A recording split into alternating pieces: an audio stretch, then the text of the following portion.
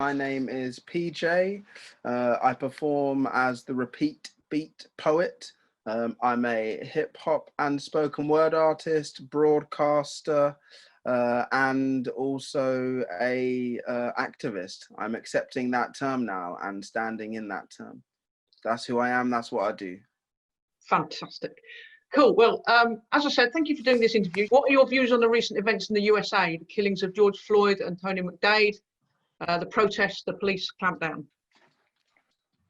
My views are that I feel it's a moment of vindication for Black people who have been aware of the way in which these public killings they come in cycles and phases, whereas this one, specifically because of this time that we're in, it feels like a moment of sort of the way Vietnam was publicized through TV, and it showed what TV could do to galvanize and mobilize social movements. I feel that this specific killing, not that there aren't shamefully still regularly extrajudicial killings of Black people in the US and across the world, I feel that this one, because everyone else is in lockdown, has been spread so widely. I feel it's like a moment of vindication for a lot of activists because it shows how change can happen very quickly. Cool. Okay. So next question. What are your views about the protests? I feel that the protests for Black life and for Black freedom, for Black liberation, are vital in achieving concessions from the oppressive system that we're living in. They are by no means the totality of the strategy, but they are such a key way of showing mobilized, oppressed peoples how they can bring themselves together and collectivize their power. The power of the protests is to show that you are not alone in your thought. You are not alone in supporting you're not alone in supporting Black life and Black freedom against, a white supremacist, capitalist, heteropatriarchy, it's the set of ideologies which has oppressed us. And when we have nothing left, when there are no legal or civic ways to express dissent, that's when authoritarianism and that's when authoritarian ways of controlling people fail, because people need to be able to express dissent of the system they are in. And so I think that's why these protests are so vital, because they've happened concurrently, globally, and they've already achieved concessions from the power structures. Brilliant, thanks. And how do you respond to people who say they support peaceful protests but condemn what they call rioting? So I respond by asking about the use of coded language and racially coded language when we're talking about social unrest or civil disobedience. The ways in which the word rioting is used, the ways in which non-white protesters are referred to as thugs or lawless, or effectively, it's a way of criminalizing civil disobedience, and it's a way of criminalizing what is a legal and fundamental human right, which is to protest. So I think I would respond to the people who say that they support peaceful protests but condemn rioting. I would say, how are they defining? I would ask them to investigate how they are defining what is a peaceful protest and what is a riot or looting. I would ask them to investigate the histories of how racially coded language has been used to disenfranchise, to criminalize, and to ultimately try to harm and kill people of color. That's what I would say. Great, thanks. So how similar or different do you think the policing of Black and minority ethnic communities is between the USA and the UK, and why?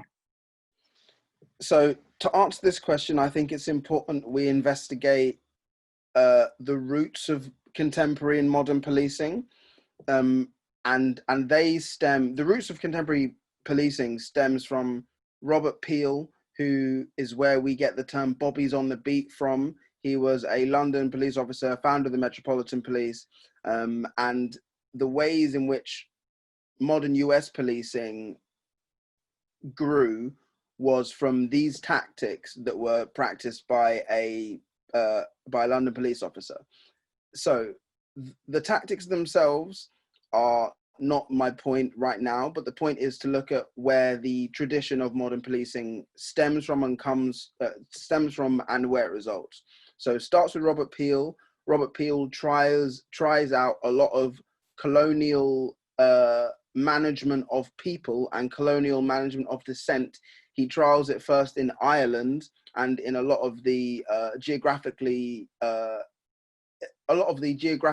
colonies that are a lot of the colonies that are geographically close to the UK. And so this is the first exporting of modern policing, and it's actually the first time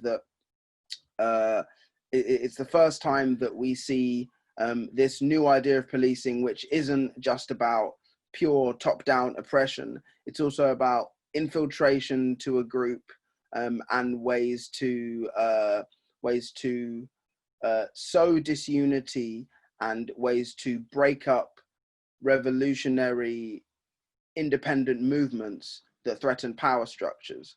And so it's really important to remember that revolutionary movements that threaten power structures, the framework of how to put down those movements was started by Robert Peel and the Met Police and the English imperial system. So to now move it up to America, you have how the policing system is developed on the same tactics that Robert Peel used, but is applied not only to colonial subjects, but specifically to slaves in America, and to other non-white peoples in America. The policing has a different front face. It has a different public face.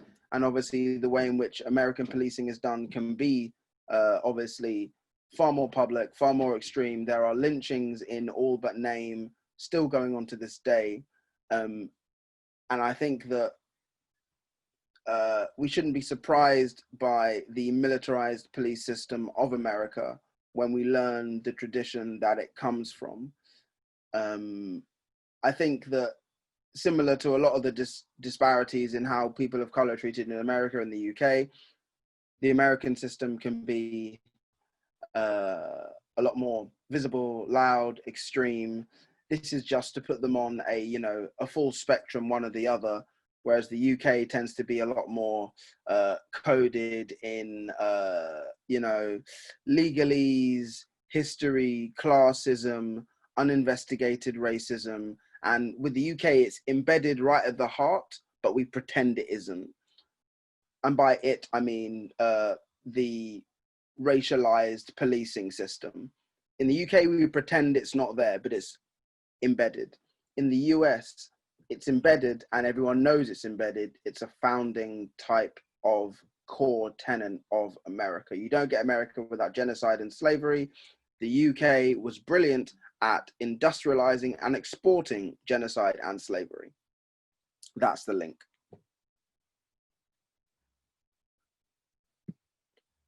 Oh, I think you muted yourself there, Janine. I did. I was trying to stop my dog heckling, which he did in a meeting earlier today.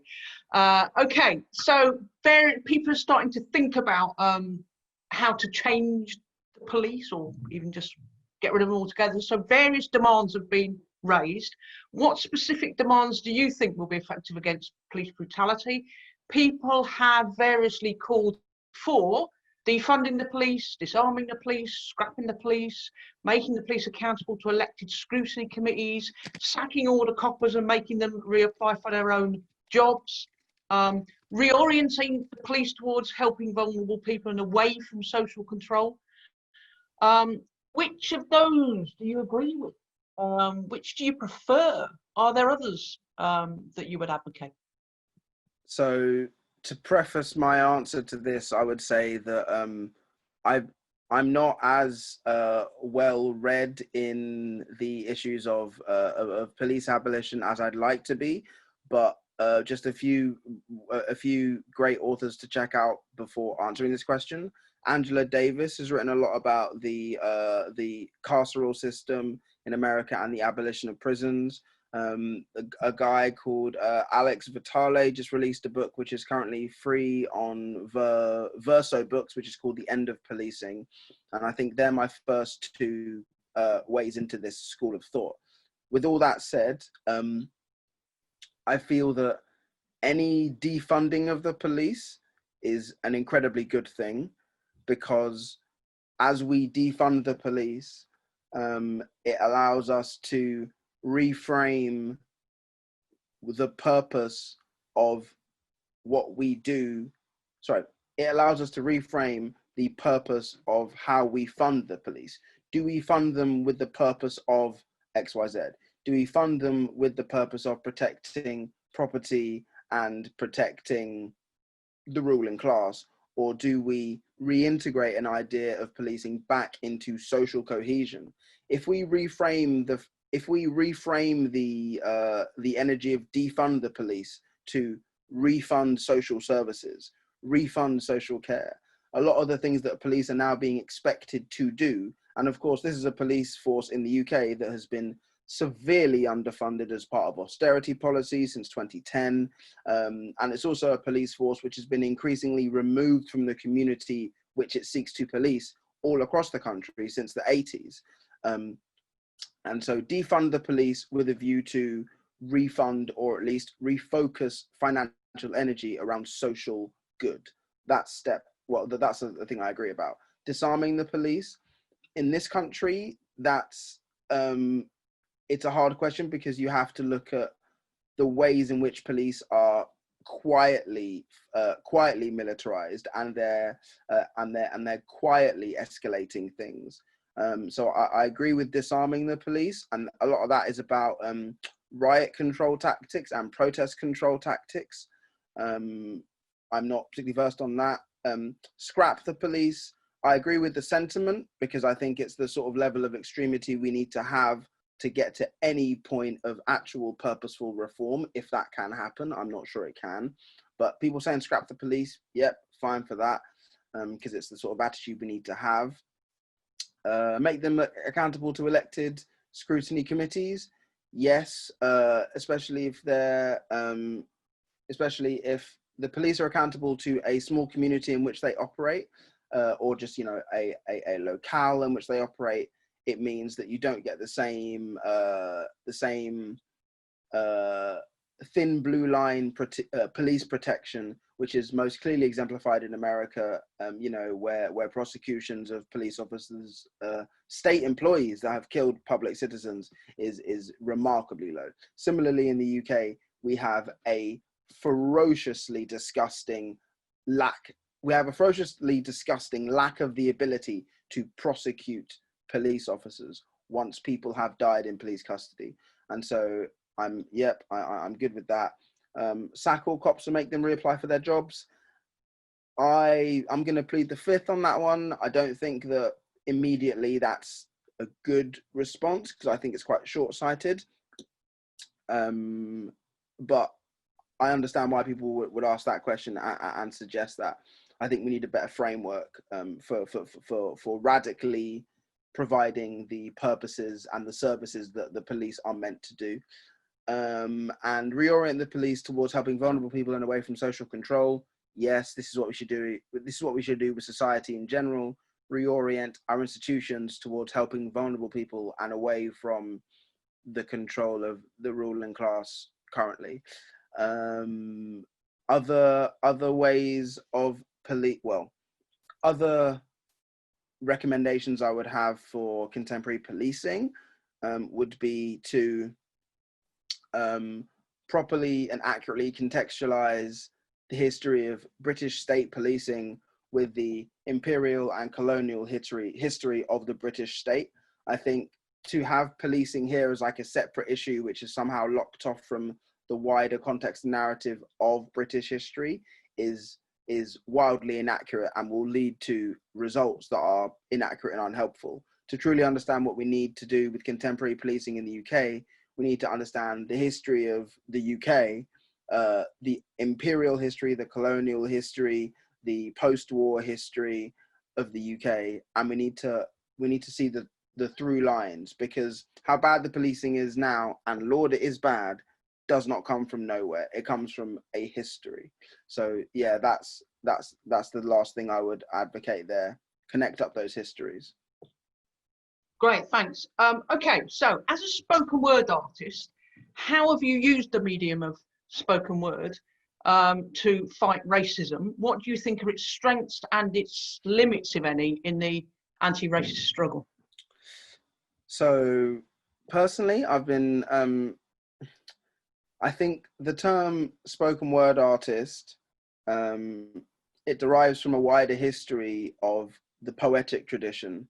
And so I'm a sort of slightly substituting poet for spoken word artist there. And I think, how have I used poetry to fight racism? I've been using poetry as a way to process my thoughts and process my experiences, thoughts and opinions of the world around me since I started writing poetry. Obviously, because of who I am and the chances of my birth, etc., I was born in the UK, in Essex, as a Black person to Ghanaian parents. And so I've been using my poetry as a way to fight racism consistently for as long as I've had a knowledge of racist experiences and the racism of the world. Specifically in this time, I've not been writing very much poetry, but I have been writing when I need to. But I've been viewing the role of the poet in public differently, because I see how a poet's proximity and respect for truth and respect for what we call social goods, justice, equity, reciprocity. Outside of this country, outside of the UK, poetry has a far clearer connection with social activism. In this country, poetry has been a bit divorced. It's been more towards the entertainment side as it's grown as an industry post, 2006, 7, the rise of Kate Tempest, etc. I know I'm talking to you, Janine. I'll have to tell you about the history of poetry in the UK, but especially about the history of poetry getting back to activism in the UK. So what I've been doing is, I think I've just been redirecting people to poets who are using their platform as an artist with a close proximity to reflecting a truth. I've been highlighting and platforming those people, and I've been seeing where those people who follow in the activist tradition of poetry, I've been interesting to see where they pop up. Solomon O.B. won he won the BBC Slam or a Hammer and Tongue Slam a few years ago. But as the Colston statue was being torn down in Bristol, Solomon was a person who stood up on that plinth and spoke to the people. He is a poet. Alia Hasina has been on BBC Newsnight recently. They are a great poet. George the Poet has obviously been doing a lot of good introductory level anti-racism and anti-imperialism, educating everywhere from time.com to obviously the BBC again. This is another poet. The poets that are turning up on services like BBC Local Radio to be able to voice the dissent and voice the civil unrest, and to be able to direct people's thoughts and emotions that are already there. I think that's such a strength of poetry in the activist tradition in this country, is to be able to give a moment of social unrest, specifically social unrest at racial injustice, to be able to give those feelings effective communicative force. Because we hear politicians speak, we don't believe what they say. We hear people speak and we don't believe what they say.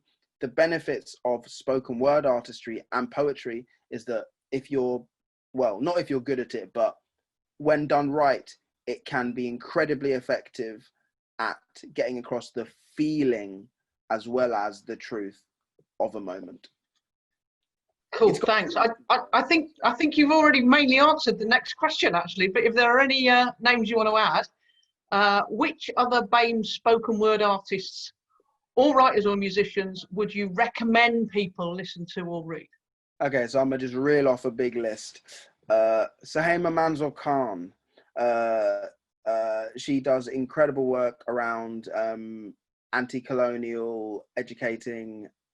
So Sahema Manzoor Khan, obviously I mentioned Aliyah Hasina, George the Poet, Koji Radical as a musical artist. A lot of his music actually, deals with this specific issue.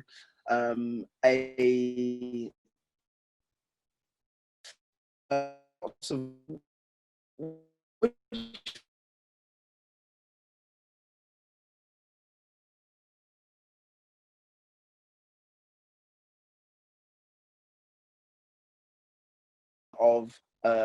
the intersections of oppression, and that's an important thing to keep in mind right now. I should have come prepared with a big list of poets, but the other people who are throwing the other names that are coming up in my head, Jelly Cleaver. Jelly Cleaver is an activist and musician in London who's been doing great work. Liv Winter is a great, well, she's not black and minority ethnic, but her politics are firmly anti-fascist. She's good for sharing a lot of resources.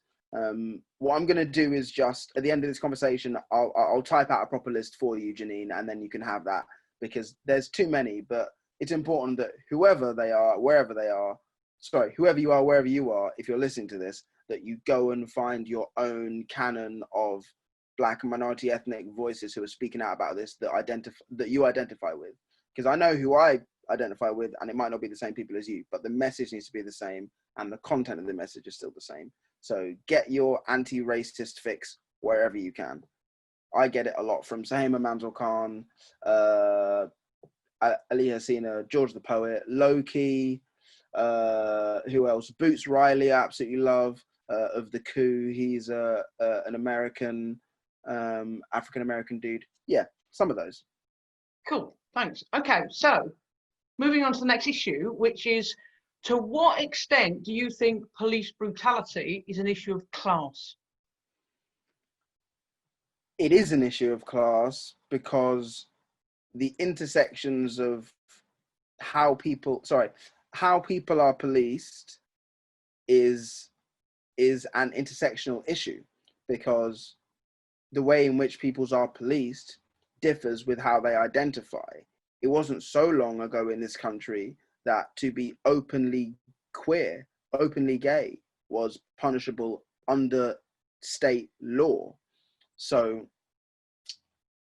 to think about class and policing is to think about,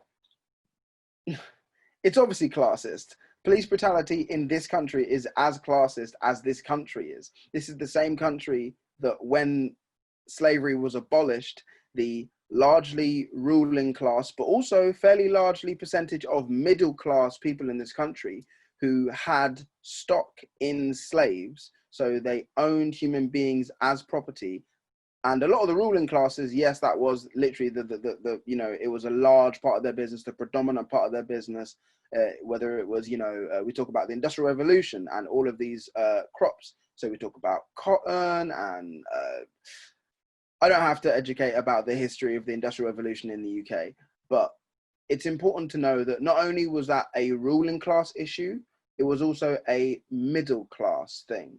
Middle class people in this country, the UK, Britain, as part of the empire, owned slaves. And we only finished paying off the loan that was given we the British taxpayer only finished paying off the loan that we took out to pay these slave owners for the loss of property. We only finished paying that in 2015. I was born in 1994. That means for the time I've been paying taxes, I've been paying off slave owner compensation. And if that's not an issue of class, because where does this money go to? Where is this wealth kept? Where is this wealth extracted from? Where is this wealth taken from? How is this profit leveraged? It is leveraged in the interests of a tiny elite, and at the vast expense of the vast majority of people. The majority of the way this wealth is created was on the back of impoverished and enslaved Black and non-white people. Even the white people, working class white people, suffer at the hands of a classist system as much as anybody else, because it does not discriminate. Class discriminates the system of power discriminates as it does. And as I said before, I think it's a bell hooks quote. We're dealing with a white supremacist, capitalist, heteropatriarchy. And where you find class in there is right at the core. The whole thing works as a core, but active class struggle is central to anti-racist struggle. You can't have racism without capitalism, and a core tenet of capitalism is class.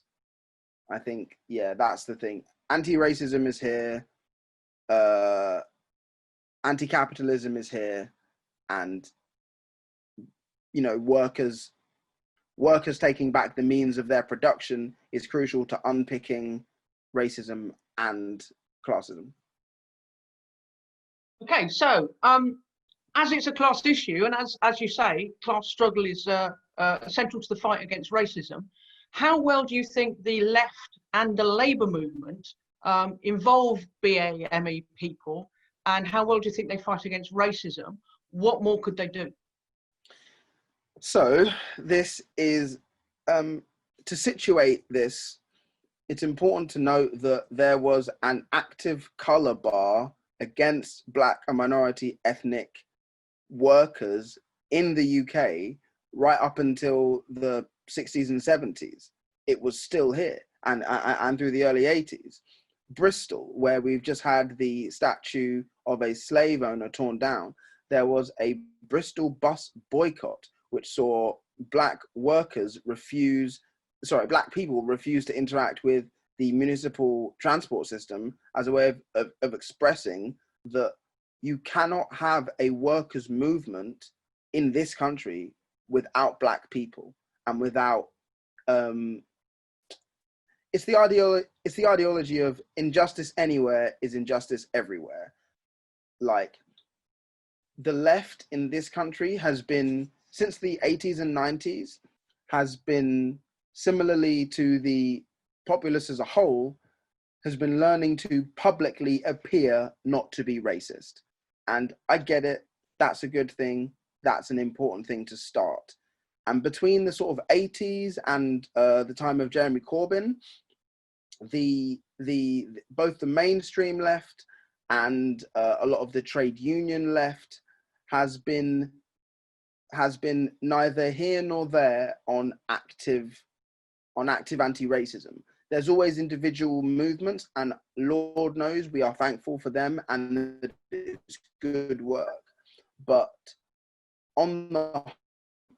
as a movement, as the Labour movement of this country, it's not been an intersectional fight. It's been single issue fights. The amount of conversations with avowed Marxists or communists or left radicals in any situation that I've had that haven't been able to countenance the intersections of the issues are countless.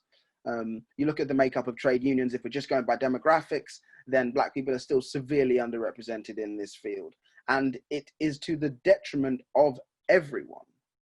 It's everyone's loss that the expertise, the knowledge, the experience of anti-racist struggle, which is obviously led by Black people in many ways, it's a shocking shame that this expertise and this knowledge isn't being valued, taught, and shared.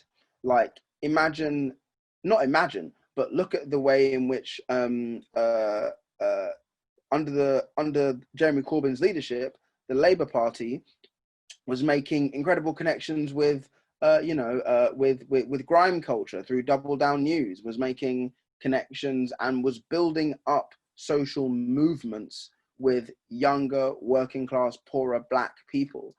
And look at how the actual machinery of the Labour Party responded.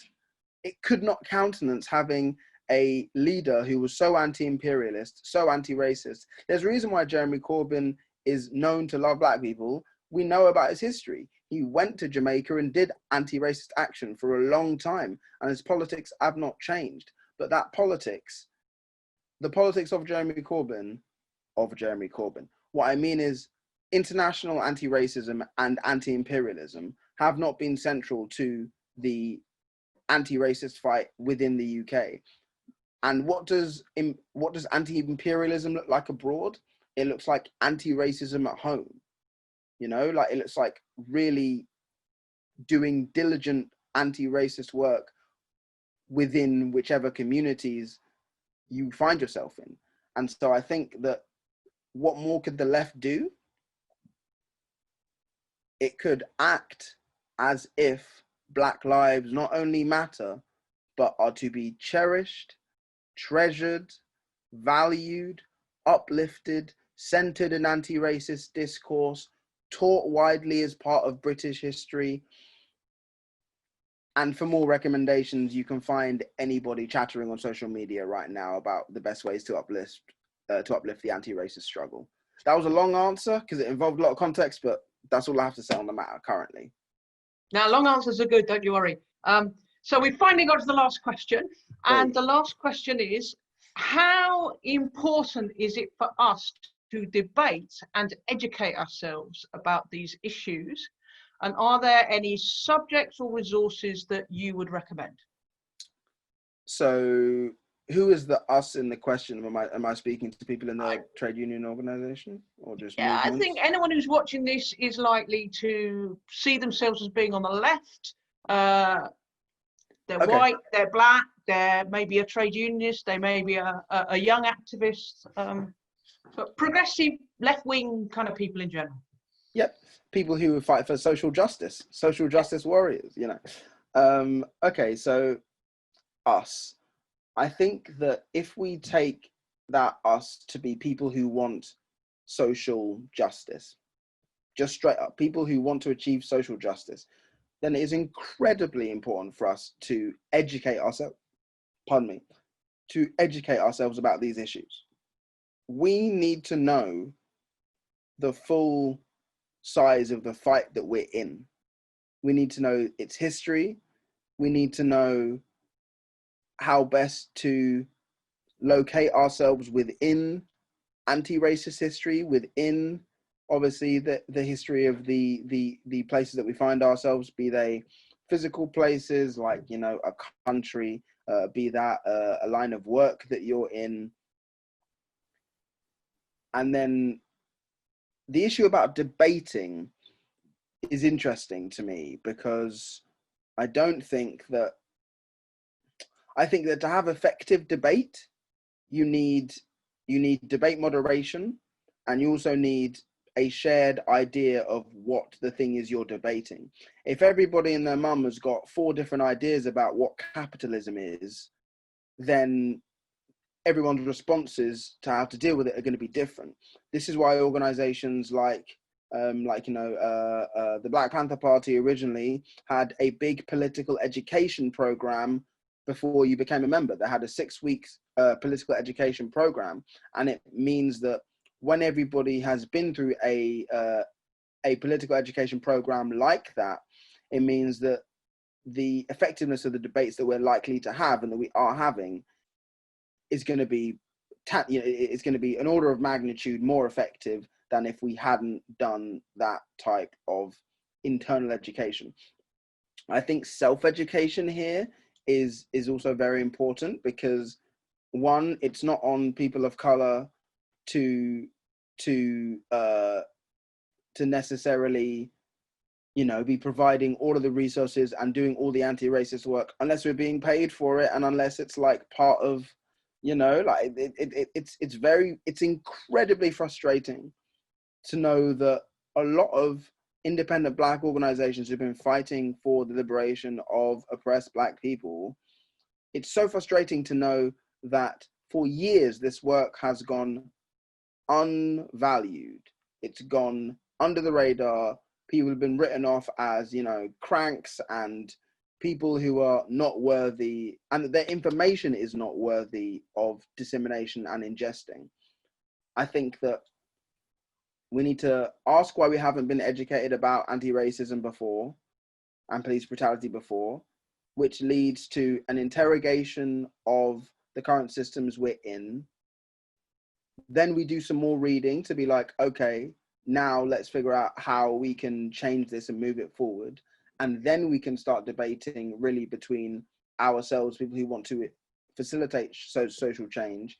We can start that debate, because there's people who are debating if we even exist. There's people who are debating if we deserve to live. Do you know what I mean? And so like those debates I ain't fussed with. I want to debate as a way to achieve radical praxis, as a way to take theory, marry it with action, and give it mobilization. Any subjects I recommend people learning about: learn about anti-imperialism, learn about anti-colonialism, learn about police and prison abolition, learn about Black liberation struggles, learn about independence movements from European colonial powers, learn about whatever your interests are, like whatever you're into as a person. Learn how Black people and non-white people have shown up in your field of interest. Because whatever you're into, you know, however you've interacted with the world, Black people have been there too. We may have been erased, we may have been written out, but you know, we're there. And there's a concerted effort to erase that. And so find the things you already love, go back into them with a new perspective, an anti-racist perspective. And, you know, this isn't a Black or white thing. This isn't a gender essentialist thing. The joy of anti-racism is that you don't even have to pretend that you've never been racist. Everyone's had to exist within racist systems. So the first part of anti-racism is doing the self-investigation to acknowledge where you have your own prejudices, the things you might have said, the actions you might have done. And this is not an easy thing to do.